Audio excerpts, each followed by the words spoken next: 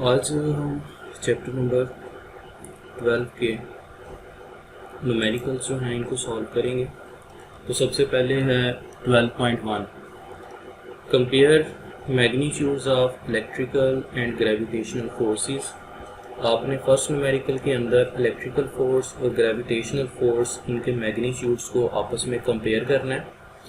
Exerted on an object, जो कि एक ऑब्जेक्ट पे लग रहे हैं जिसका मैस है हमारे पास m इज इक्वल्स टू 10 ग्राम। हम इसको सबसे पहले जो है वो ग्राम से किलोग्राम के अंदर कन्वर्ट कर सकते हैं। ये काम हम कैसे करेंगे, इसको हम डिवाइड करेंगे 1000 के साथ। तो हमारे पास इसका मैस जो है ये निकल आएगा 10 इंटू 10⁻³ किलोग्राम। चार्ज 20 माइक्रोकूलम और उस पार्टिकल के ऊपर चार्ज जो है वो 20 माइक्रोकूलम का है। इसको हम लिख सकते हैं 20 into 10⁻⁻6 coulomb. By N identical object, और इसका जो इलेक्ट्रिकल और ग्रेविटेशनल फोर्स को आपने कंपेयर करना है, ये एक आइडेंटिकल ऑब्जेक्ट यानी कि इसी जैसा एक दूसरा ऑब्जेक्ट है उसके साथ, मतलब उसका भी मैस और चार्ज जो है वो सेम होगा। Placed 10 centimetre from the first, और दोनों के दरमियान जो डिस्टेंस है वो कितना है 10 सेंटीमीटर्स। इसको भी हम 100 से डिवाइड कर सकते हैं, तो ये आ जाएगा 0.1 मीटर्स। और साथ आपको जी की वैल्यू भी गिवन है, जो कि आप सबको पता है 6.67 इंटू 10⁻⁻11 होती है। अब इसमें देखिए कि आपने दो फोर्सेस जो हैं इनको आपस में कंपेयर करना है। तो ये काम जो है वो हम कैसे करेंगे, अगर आप इलेक्ट्रिक फोर्स को ग्रेविटेशनल फोर्स के साथ डिवाइड कर देते हैं तो आप इसका कंपैरिजन जो है वो कर सकते हैं। और हमारे पास इन दोनों का फार्मूला जो है वो मौजूद है।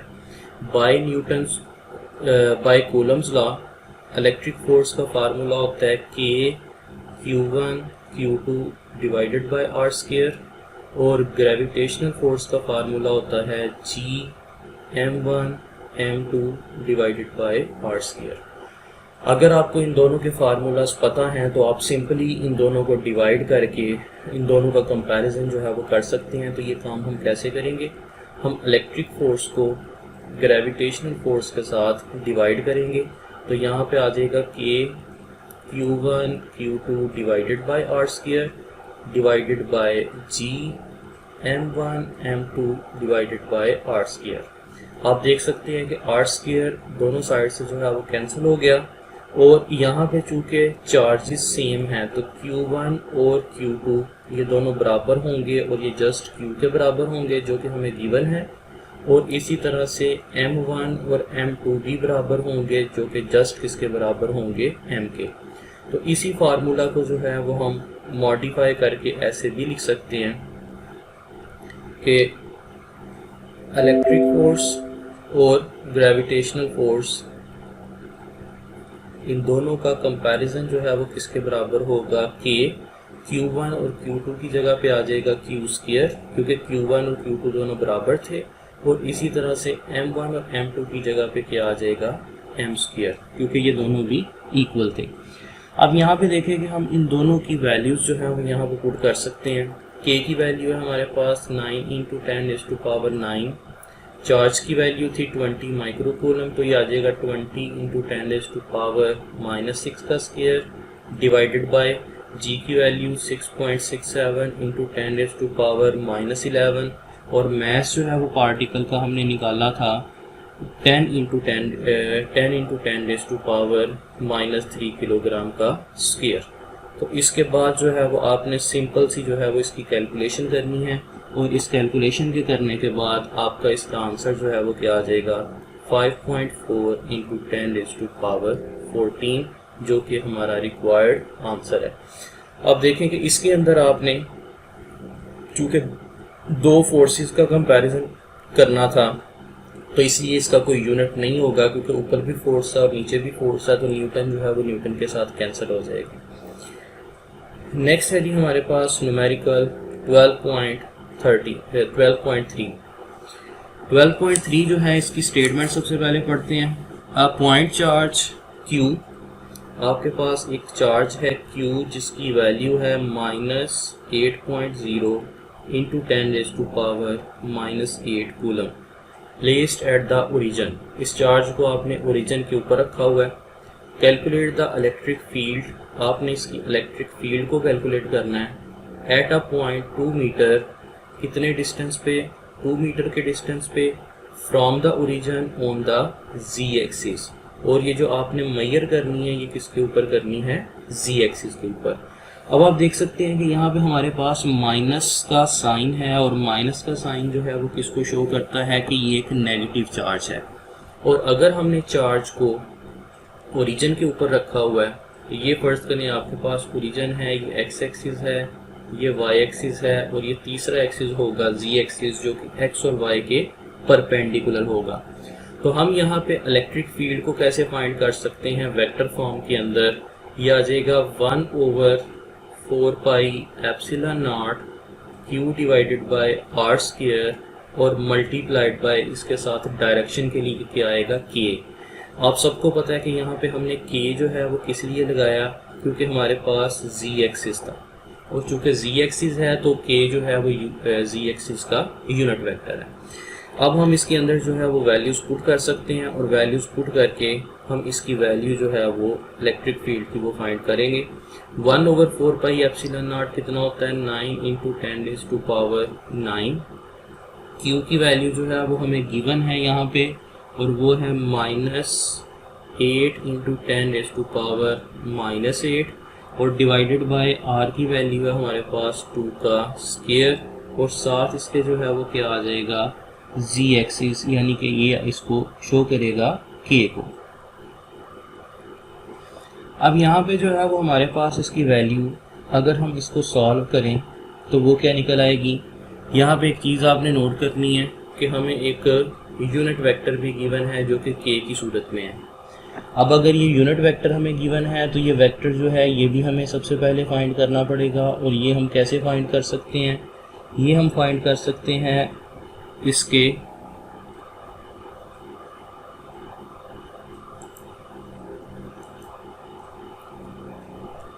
यहाँ पे इसको k की वैल्यू को जो है वो हम कैसे फाइंड करेंगे। हम सबको पता है कि जो हमारे पास यूनिट वेक्टर होता है ये होता है vector r divided by r का मैग्नीट्यूड।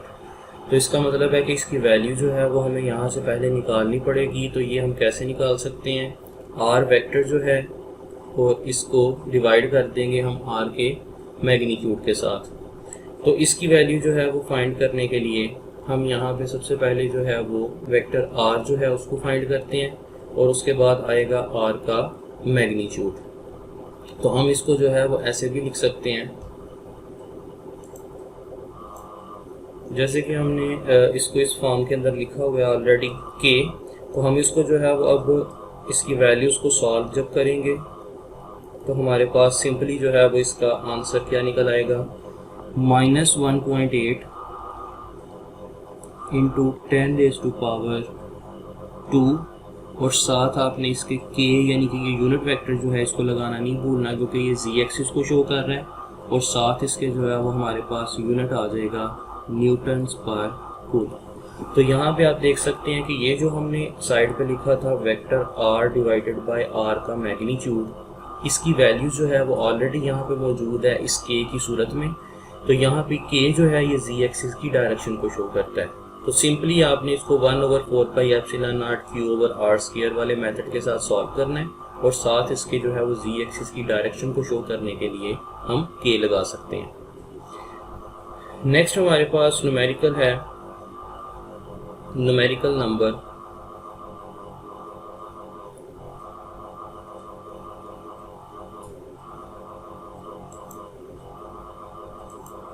12.4। इसकी स्टेटमेंट है determine the electric field at the position. ये हमें जो है वो एक पोजीशन वेक्टर गिवन है r जो कि है 4i + 3j और इसके यूनिट्स हैं मीटर में। Caused by a point charge of, एक पॉइंट चार्ज है q 5.0 into 10⁻⁻6 coulomb placed at the origin. अब आपने जो है वो इसकी भी इलेक्ट्रिक फील्ड जो है ये फाइंड करनी है कि ये आप कैसे जो है वो फाइंड कर सकते हैं। इसमें भी देखें कि हम सेम वही फार्मूला यूज़ करेंगे कि electric field is equals to 1/4 pi epsilon naught Q divided by R square, और साथ हम डायरेक्शन को शो करने के लिए एक यूनिट वेक्टर इस्तेमाल कर सकते हैं जो कि है आर। अब इस यूनिट वेक्टर आर जो है इसकी वैल्यू को हम कैसे फाइंड कर सकते हैं। यूनिट वेक्टर का फार्मूला होता है vector R divided by R का मैग्नीट्यूड। यहाँ पे आपको चूँकि आर जो है वो कोऑर्डिनेट सिस्टम की सूरत में दिया हुआ है, तो हम यहाँ से इजीली जो है वो वेक्टर आर की वैल्यू को फाइंड कर सकते हैं, यानी कि आर के यूनिट वेक्टर को। तो यहाँ से हमारे पास आर का मैग्नीट्यूड जो है वो क्या निकल आएगा। मैग्नीट्यूड का फार्मूला होता है X square plus Y square का स्क्वायर रूट। इसमें देखें x की वैल्यू है 4 और y की वैल्यू है 3, तो ये आ जाएगा 16 प्लस 9 यानी कि 25 का स्क्वायर रूट। तो r का मैग्नीट्यूड जो है ये हमारे पास कितना निकल आएगा 5, और वेक्टर r जो है ये हमारे पास ऑलरेडी मौजूद है, तो हम यहाँ पे जो है वो अब वैल्यूज़ पुट कर सकते हैं। e की वैल्यू हमारे पास कितनी आ जाएगी 1/4 पाई एप्सिलॉन नॉट की वैल्यू होती है 9 × 10⁻⁹। चार्ज की वैल्यू है 5 × 10⁻⁻6। r का स्क्वायर ये हमने r यहाँ पे फाइंड किया हुआ है, ये आ जाएगा 5 का स्क्वायर और मल्टीप्लाइड बाय r का यूनिट वेक्टर। अब r का यूनिट वेक्टर होता है vector r divided by r का मैग्नीट्यूड। तो वेक्टर r है हमारे पास 4i प्लस 3j और डिवाइडेड बाय 5 यानी कि इसका मैग्नीट्यूड। नेक्स्ट जो है वो हम इसको कैसे सॉल्व करेंगे।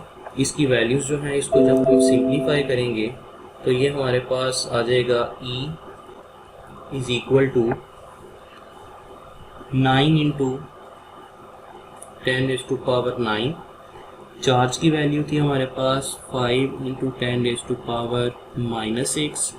वो वाला 5 जो है वो जो नीचे मल्टीप्लाई हो रहा है वो मिल जाएगा 5 का क्यूब। एक 5 स्क्वायर था और एक 5 था, तो वो मिलके 5 का क्यूब बन गया, और ऊपर आ गया 4i प्लस 3j जो कि हमारे पास r वेक्टर है। अगर हम इसको फर्दर सॉल्व करते हैं तो ये वाला हिस्सा जो है इसका आंसर आ जाएगा 360, और बाकी ब्रैकेट के अंदर है 4i प्लस 3j। अगर इस 360 को बारी बारी दोनों के साथ मल्टीप्लाई करें तो इसका आंसर हमारे पास आ जाता है 1440i प्लस 1080j, और साथ इसका यूनिट क्या होगा न्यूटन पर कूलम। तो ये है जी हमारे पास इलेक्ट्रिक फील्ड। चूँकि हमारा आंसर जो है वो वेक्टर्स की फॉर्म के अंदर आ रहा है, तो ये आपको यहाँ पे वेक्टर का निशान जो है वो नज़र आ रहा है। इसका मतलब है कि ये जो i की डायरेक्शन में जो है उसका मैग्नीट्यूड इतना होगा, और j यानी कि y एक्सिस की तरफ उसका मैग्नीट्यूड इतना पाया जाएगा। नेक्स्ट है 12.5 2 पॉइंट चार्जेस। 2 पॉइंट चार्जेस हैं। पहले का मैग्नीट्यूड है q1 -1.0 × 10⁻⁻6 कूलम, और दूसरे का है q2 जो कि है +4.0 × 10⁻⁻6 कूलम। अब आप देख सकते हैं कि दोनों के साथ उन्होंने स्पेसिफिकली माइनस का और प्लस का साइन लगाया हुआ है। इसका मतलब है कि पहला नेगेटिव चार्ज है और दूसरा पॉजिटिव चार्ज है, और separated by a distance of 3 metre. इनको हमने 3 मीटर के डिस्टेंस पे रखा हुआ है। मैं यहाँ पे इसकी डायग्राम जो है वो भी साथ साथ ड्रॉ करता जाता हूँ। फर्ज करें कि जी ये हमारे पास जो है वो नेगेटिव चार्ज है और ये हमारे पास पॉजिटिव चार्ज है। ये आ गया Q1 और ये आ गया Q2, और इन दोनों के दरमियान जो डिस्टेंस है वो कितना है 3 मीटर्स का, जिसको हम R के साथ शो कर सकते हैं। Find and justify the zero field location. आपने इसकी ज़ीरो फील्ड लोकेशन निकालनी है। अब ये ज़ीरो फील्ड लोकेशन क्या होती है? ज़ीरो फील्ड लोकेशन का मतलब है कि जहाँ पे इन दोनों की वजह से इलेक्ट्रिक फील्ड ज़ीरो हो जाए।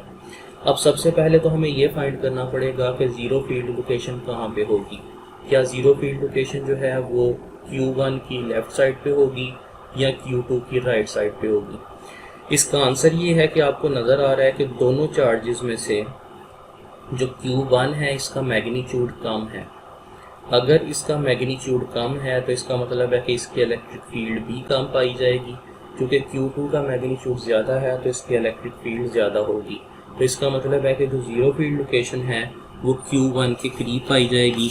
तो लेट्स से हमारे पास जो है वो यहाँ पे ज़ीरो फील्ड लोकेशन आ जाती है, जिसको हम शो कर देते हैं x के साथ। तो ये जो डिस्टेंस है हमारे पास x, ये असल में हमने फाइंड करना है कि ये कितना होगा। अब आप देख सकते हैं कि जो फर्स्ट चार्ज का डिस्टेंस है r1 वो है x के बराबर, जो कि हमने फाइंड करना है। और जो सेकंड चार्ज का ज़ीरो फील्ड लोकेशन से डिस्टेंस है r2, ये किसके बराबर है 3 प्लस x के, यानी कि यहाँ से लेके यहाँ तक 3 आ गया और इससे आगे जो है वो हमारे पास कितना डिस्टेंस आ जाएगा x। तो r2 का डिस्टेंस आ जाएगा 3 प्लस x। तो हम इन दोनों की फोर्स जो है इसको आपस में कंपेयर करके इनकी इलेक्ट्रिक फील्ड को हम जो है वो ज़ीरो फील्ड लोकेशन को इजीली फाइंड कर सकते हैं। तो ये काम देखते हैं कि हम ये कैसे करेंगे। सबसे पहले अगर हम E1 यानी कि फर्स्ट की इलेक्ट्रिक फील्ड फाइंड करें तो वो आएगी 1/4 pi epsilon not Q1 divided by R1 square. Second वाले की आएगी 1/4 pi epsilon not Q2 divided by R2 square. अगर हम इन दोनों को कंपेयर करें तो E1 किसके बराबर आएगा E2 के, और इन दोनों के कंपैरिजन के नतीजे में हमारे पास क्या आ जाएगा, E1 है 1/4 pi epsilon not Q1 divided by R1 square और E2 की वैल्यू है 1/4 pi epsilon not Q2 divided by R2 square. 1/4 pi epsilon not जो है ये दोनों साइड से कैंसिल हो गया, बाकी हमारे पास बच गया Q1 divided by R1 square is equals to Q2 divided by R2 square. अब आप सिंपली जो है वो इन दोनों की वैल्यूज़ यहाँ पे पुट कर सकते हैं और वैल्यूज़ पुट करने के बाद जो है वो हम देखते हैं कि इसका आंसर क्या निकलता है। Q1 की वैल्यू है हमारे पास 1 × 10⁻⁻6 डिवाइडेड बाय R1 का स्क्वायर और Q2 की वैल्यू है हमारे पास 4 × 10⁻6 डिवाइडेड बाय R2 का स्क्वायर। यहाँ से जो है वो हम इन दोनों की वैल्यूज़ जो हैं वो ऐसे भी लिख सकते हैं। 1 × 10⁻6 डिवाइडेड बाय R1 की वैल्यू थी x, तो ये आ जाएगा x का स्क्वायर डिवाइडेड बाय यहाँ पे हमारे पास दूसरी वैल्यू आ जाएगी 4 × 10⁻6 डिवाइडेड बाय x प्लस 3 का स्क्वायर। 10⁻6 इससे कैंसिल हो गया, ये आ गया 1/x square is equals to 4 divided by x plus 3 का स्क्वायर। और इसके स्क्वायर्स को ख़त्म करने के लिए हम दोनों साइड्स पे ले लेंगे स्क्वायर रूट। यह आ जाएगा 1 divided by x is equals to 2 divided by x plus 3। अगर हम इसको आपस में क्रॉस मल्टीप्लाई करें तो ये आ जाएगा क्रॉस मल्टीप्लिकेशन के नतीजे में x plus 3 is equals to 2x या फिर 2x minus x is equals to 3। तो x की हमारे पास फाइनली वैल्यू आ जाएगी 3 मीटर, यानी कि ज़ीरो फील्ड लोकेशन का डिस्टेंस। आप यहाँ पे देख सकते हैं कि मैंने प्लस का और माइनस का साइन जो है वो नहीं लिखा। प्लस का और माइनस का साइन जो है ये सिर्फ और सिर्फ डायरेक्शन को शो करता है, इसका चार्ज के मैग्नीट्यूड के साथ कोई नहीं होता, तो इसलिए हम यहाँ पे माइनस का साइन जो है वो यूज़ नहीं करेंगे। नेक्स्ट है जी हमारे पास numerical 12.6 find the electric field strength. आपने अगेन इलेक्ट्रिक फील्ड स्ट्रेंथ निकालनी है, यानी कि उसका magnitude. Required to hold suspended a particle of mass, एक पार्टिकल को सस्पेंडेड रखने के लिए जिसका मास है 1.0 × 10⁻⁻6 kilogram and charge of 1 microcoulomb, और इसका चार्ज है 1 माइक्रोकूलम यानी कि 1 × 10⁻⁻6 coulomb. Between two plates 10 centimetre apart, दो प्लेट्स के दरमियान जिनका आपस में डिस्टेंस है 10 सेंटीमीटर। इसको भी हम 100 से डिवाइड करेंगे तो यह आ जाएगा 0.1 मीटर। अब इसमें देखें हम सिंपली जो है वो इलेक्ट्रिक फील्ड को फाइंड करने के लिए इनके मैग्नीट्यूड्स को कंपेयर कर सकते हैं। कैसे? उसने कहा कि आपने इलेक्ट्रिक फील्ड स्ट्रेंथ निकालनी है एक पार्टिकल को सस्पेंडेड रखने के लिए। अब यहाँ पे गौर करें कि ये आपके पास पार्टिकल है, ये उस वक्त सस्पेंडेड होगा जब इसके ऊपर लगने वाली इलेक्ट्रिक फोर्स और ग्रेविटेशनल फोर्स का मैग्नीट्यूड इक्वल और अपोजिट होगा। इलेक्ट्रिक फोर्स होती है QE और ग्रेविटेशनल फोर्स होती है mg। तो हम इन दोनों को आपस में कंपेयर कर देंगे। QE किसके बराबर आ जाएगा, mg के। आपने चूँकि E निकालनी है तो ये आ जाएगा mg डिवाइडेड बाय Q। इसके अंदर वैल्यूज पुट कर दें। मैस की वैल्यू है 1 × 10⁻⁻6। g की वैल्यू सबको पता है 9.8 होती है। Q की वैल्यू है 1 × 10⁻6। ये दोनों आपस में कैंसिल हो जाएंगे तो हमारे पास E का मैग्नीट्यूड आ जाएगा 9.8 वोल्ट पर मीटर। तो ये है जी हमारे पास इलेक्ट्रिक फील्ड की वैल्यू। नेक्स्ट है हमारे पास numerical number 12.7। A particle having a charge of 20 electrons। एक पार्टिकल है जिसके ऊपर 20 इलेक्ट्रॉन्स के बराबर चार्ज है, यानी कि 20 E के बराबर है। When it falls through a potential difference of 100 volt, ये 100 वोल्ट के पोटेंशियल डिफरेंस पे मूव कर रहा है। Calculate the energy acquired by it in electron volt. आपने इसकी एनर्जी निकालनी है और एनर्जी निकालनी है इलेक्ट्रॉन वोल्ट के अंदर। बहुत ही सिंपल क्वेश्चन है। हमारे पास एनर्जी का फार्मूला होगा Q multiplied by delta V। Q की वैल्यू है 20 इलेक्ट्रॉन्स और पोटेंशियल की वैल्यू है 100 वोल्ट। तो ये देखें इलेक्ट्रॉन वोल्ट में ये ऑलरेडी मौजूद है, तो 20 को जब 100 से मल्टीप्लाई करेंगे तो ये कितना आ जाएगा 2000 इलेक्ट्रॉन वोल्ट, या फिर आप इसको लिख सकते हैं 2.0 × 10⁻³ इलेक्ट्रॉन वोल्ट। तो ये आपका आंसर जो है इलेक्ट्रिक फील्ड का ये निकल आया इलेक्ट्रॉन वोल्ट के अंदर। तो ये आपके न्यूमेरिकल्स जो हैं वो 12.7 तक कंप्लीट हो चुके हैं। नेक्स्ट जो है वो हम इंशाल्लाह नेक्स्ट लेक्चर के अंदर करेंगे।